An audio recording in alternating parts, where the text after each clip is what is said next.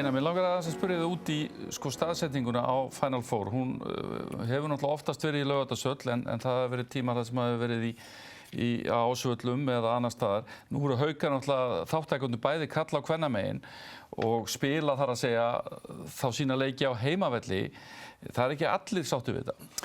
Nei, nú eðlilega er ekkert allir sáttu við þetta. Ég svo sem sjálfur hef bara talað gegn þessu að við séum að halda þetta einhvern veginn á Ásvöllum þar sem Haukar eru og bjóð upp á þetta ójafnvægi sem myndast í því að þú ert einhvern veginn í þínum klefa og ert að gengur að svona venjulegri upplifun á heimavelli, mætandi í leikinn.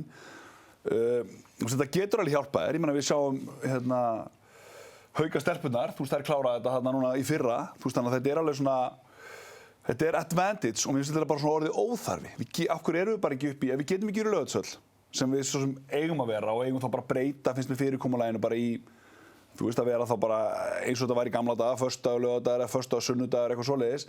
Þannig við gerum jafnvægi þannig og kannski setjum krakkana þá á Ásvelli eða einhvert annað sko.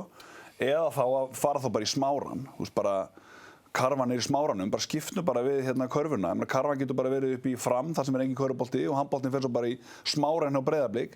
Því mér finnst ójafnvægi í því að við séum að búa til einhvern svona tekju-ívent fyrir lið í deildinni eins og Final Four. Ég er sammála. Þú veist sammála mörguleginni. Ég held að Haukarnir sem tapað 3 leikjum í röð á heimavelli, þannig að þetta er kannski bara allt í lagi. Já. Fyrir að fá einhverja.